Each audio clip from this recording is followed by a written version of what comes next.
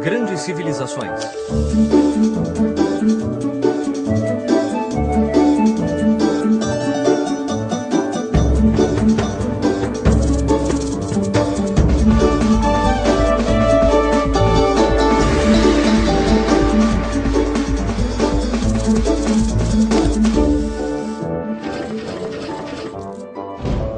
O Antigo Egito, primeira parte.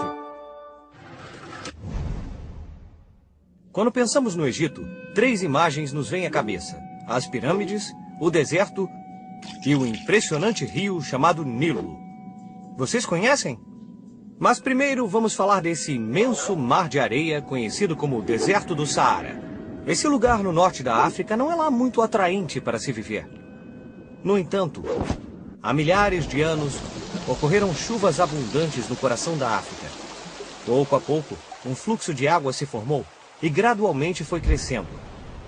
Essas águas tornaram-se um dos maiores rios do mundo, o Rio Nilo.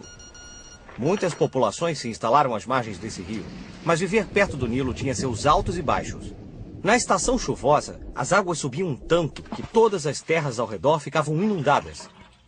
Mas quando as águas baixavam, a terra tornava-se ideal para a agricultura, pois o solo ficava muito mais fértil. Há milhares de anos, os povos nômades começaram a se fixar e a construir casas ao redor do Nilo. Assim nasceu o Antigo Egito. Os egípcios aprenderam a cultivar a terra rica e fértil. Havia muita comida. Isto significava que, em vez de ir em busca de comida, o povo egípcio poderia ficar em um só lugar, plantando todos os alimentos que precisavam. Você tinha que procurar comida o tempo todo, mamãe. Sim, mas não é mais preciso, querida. O povo egípcio usava as cheias do rio Nilo em seu benefício de forma muito inteligente. Eles inventaram um sistema de irrigação que fazia crescer ainda mais a plantação. Profissões como a do agrimensor foram inventadas. Assim como os engenheiros modernos, os agrimensores mediam as terras, projetavam os canais de irrigação e muitas outras coisas. Os pesquisadores começaram a usar cálculos matemáticos para ajudá-los no planejamento. Mais tarde, esse conhecimento de matemática ajudaria os egípcios a realizar grandes obras. O Nilo trouxe aos egípcios um outro benefício: o comércio. Os alimentos e outros bens produzidos pelos egípcios eram transportados em barcos e vendidos ao longo do rio. Assim, o Nilo tornou-se importante via para o transporte de mercadorias e pessoas, facilitou as negociações e fez dos egípcios um povo muito rico. Com a abundância de riqueza, de alimentos e com a facilidade de comércio, a civilização egípcia começou a crescer. Tudo graças ao rio Nilo. 3.000 anos de história.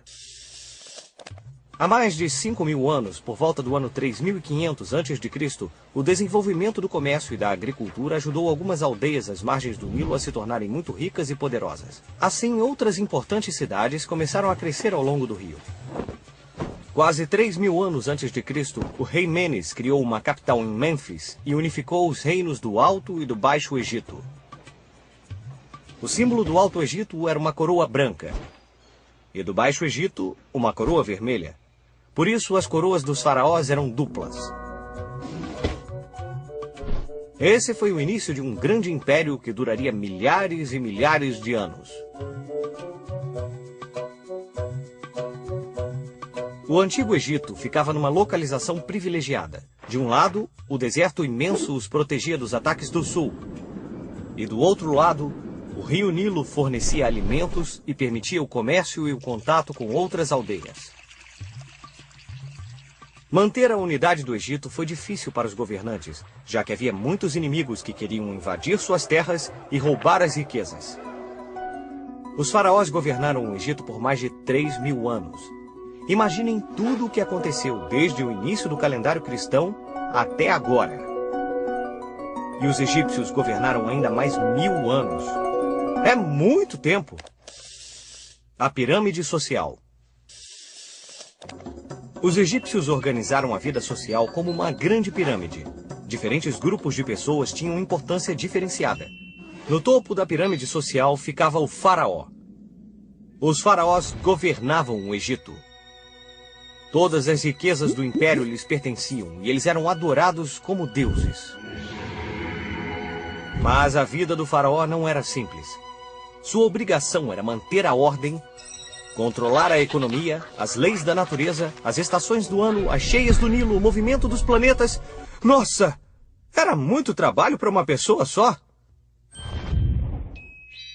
Depois dos faraós, os mais importantes eram os sacerdotes. Sua atividade era servir aos deuses, fazer oferendas e rituais em cada um dos templos egípcios. Depois dos sacerdotes vinham os escribas, cuja habilidade era saber escrever. Embora hoje em dia a gente aprenda a escrever na escola, no Antigo Egito apenas os privilegiados podiam aprender. Isso lhes deu muito poder. No Egito, eles escreviam usando sinais sagrados chamados hieróglifos. Hieróglifos eram desenhos que representavam sons, como o nosso alfabeto, mas era muito mais difícil de escrever. Embora houvesse mais de 700 símbolos diferentes, a escrita era regida por princípios claros e simples. O quarto lugar na pirâmide era ocupado pelo exército. Os soldados são encarregados de proteger o Império Egípcio.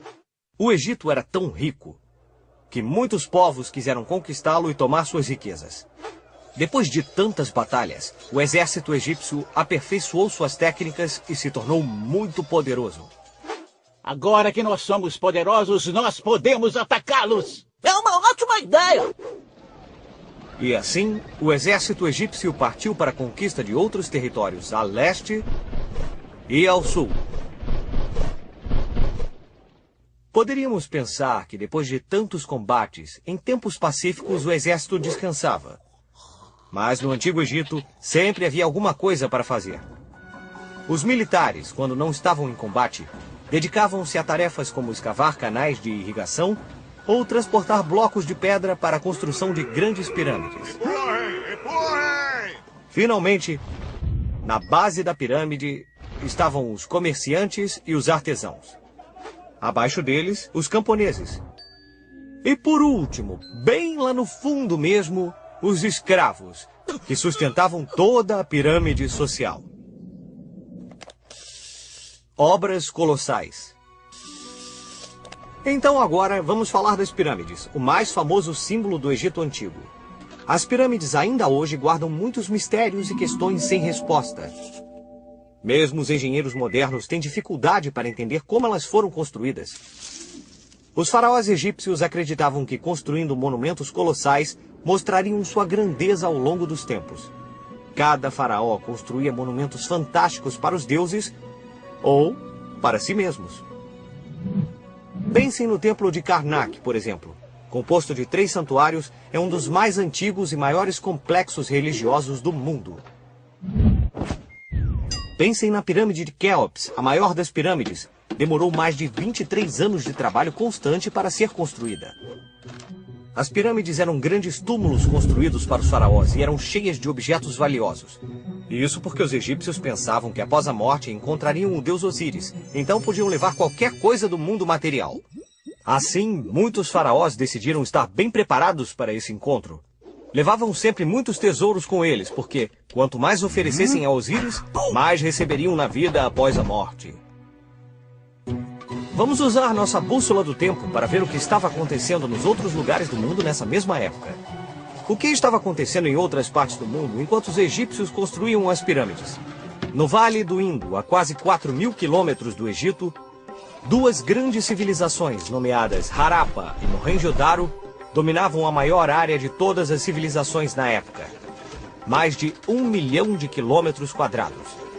E assim como as águas do rio Nilo levaram o Egito Antigo ao desenvolvimento, as águas do rio Indo também foram vitais para essas 2 cidades. Porque assim como o Nilo, o rio Indo subia uma vez por ano e deixava as terras às suas margens mais férteis. E assim os povos que viviam nesses vales acumularam grande riqueza, tornando-se pioneiros no comércio de artigos de luxo, tais como pedras preciosas e animais exóticos. Vestígios desses comerciantes foram encontrados em lugares tão distantes quanto a Mesopotâmia. Quer dizer que esses comerciantes antigos viajavam para tão longe? Parece que sim. E não é só isso. Vestígios da cultura Harappa também foram encontrados no Irã e na costa oeste da Península Arábica. Na segunda parte do episódio sobre essa apaixonante civilização, nenhum segredo do Antigo Egito que nos foi revelado é tão assustador quanto o da maldição de Tutankhamon. Quando a tumba de Tutankhamon foi aberta em 1922, todos ignoraram os avisos sobre a maldição. Ao longo dos anos, várias mortes misteriosas aconteceram com quem estava lá no dia da descoberta. Desde então, fala-se sobre a maldição de Tutankhamon.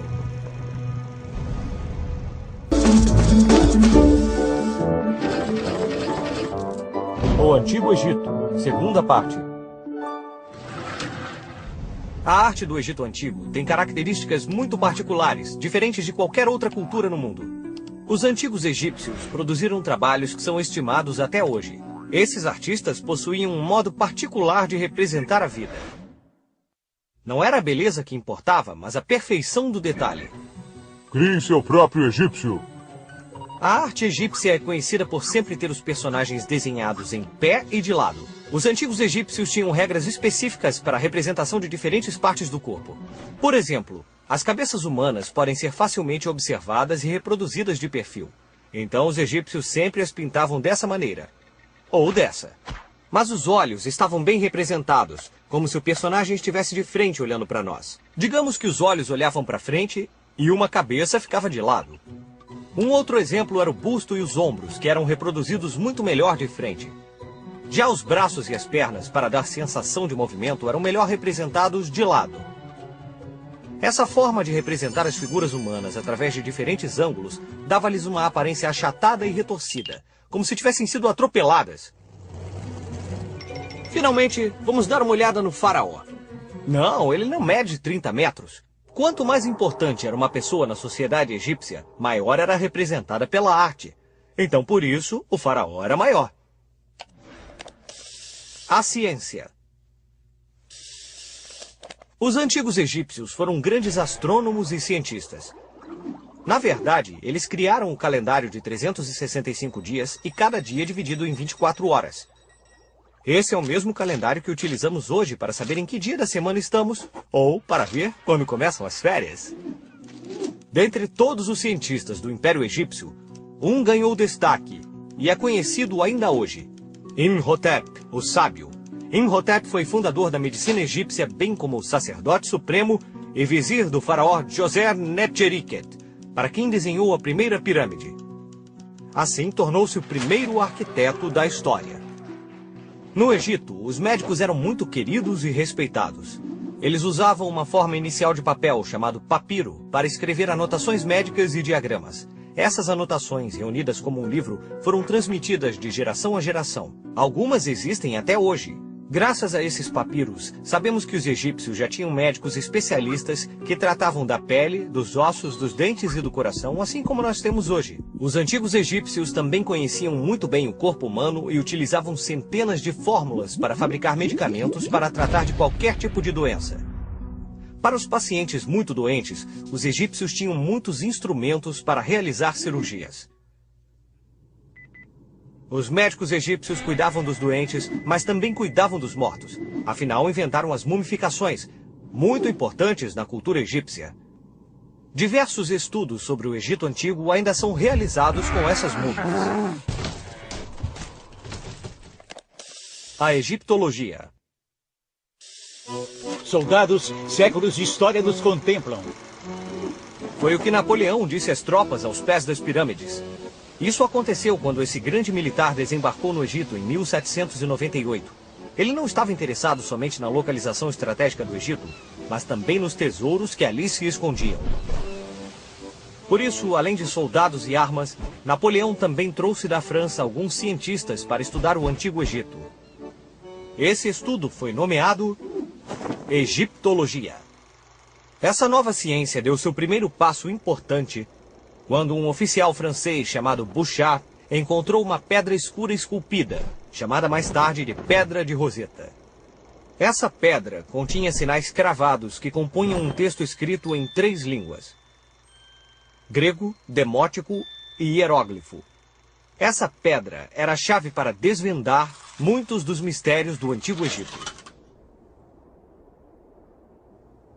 Após muitos anos de estudo da pedra, Jean-François Champollion finalmente decifrou os hieróglifos e afirmou que cada signo correspondia a um som.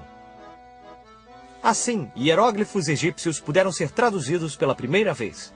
Finalmente consegui traduzir os hieróglifos! Após muitos anos de estudo, Champollion finalmente pôde descansar. Essa descoberta sobre os hieróglifos logo serviu para decifrar a localização da tumba de Tutankhamon. Esse jovem faraó morreu aos 18 anos. Em 1922, Howard Carter encontrou sua tumba, mais de 3.000 anos após sua morte. Os túmulos dos faraós muitas vezes tinham avisos e maldições escritas nas paredes, mas Howard Carter e sua equipe ignoraram as advertências para o bem da ciência. Mas então, houve um apagão no Cairo. E ao longo dos anos, várias mortes misteriosas aconteceram com quem estava lá no dia da descoberta. Desde então, fala-se sobre a maldição de Tutankhamon. E todo aquele que visitasse a tumba de Tutankhamon seria vítima dela. Hoje, no entanto, muitas pessoas visitam o túmulo e ninguém realmente se preocupa com a maldição. Bem, quase ninguém. O fim do Império Egípcio.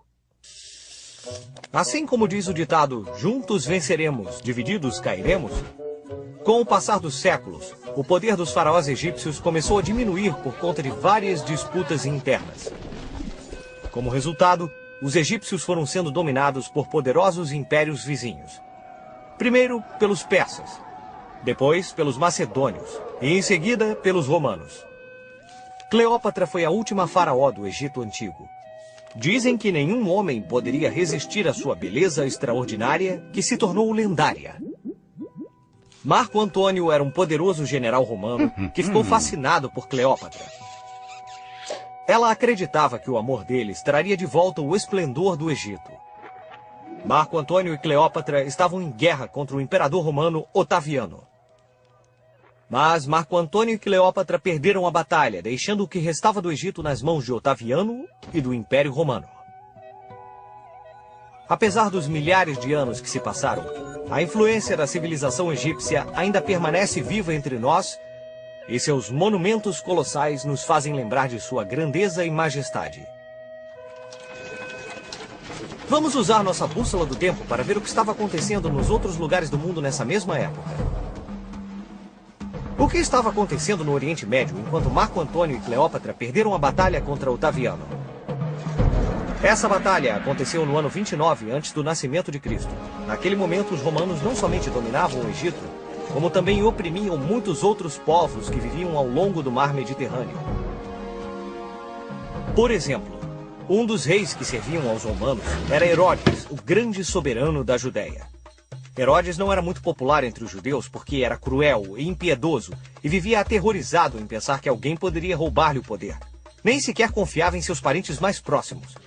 Durante seu reinado, mandou matar muitos membros de sua própria família para que nenhum deles roubasse seu trono. De acordo com a crença cristã, Herodes recebeu a visita dos 3 reis magos. Eles disseram que estavam procurando o novo rei dos judeus, que, segundo as profecias, acabara de nascer em Belém. Herodes os deixou partir e logo mandou matar todas as crianças menores de 2 anos. Porém, José e Maria fugiram para o Egito, com Jesus ainda bebê, e escaparam da ira de Herodes. Então, o próprio Jesus Cristo viveu no Egito? Isso aí. Os cristãos acreditam que Jesus passou a infância no Egito e anos depois voltou à Judéia para pregar que o amor e a tolerância eram um caminho para alcançar o reino dos céus. Com essas ideias, Jesus criou uma nova religião que atraiu tantos seguidores e mudou o rumo da história ocidental.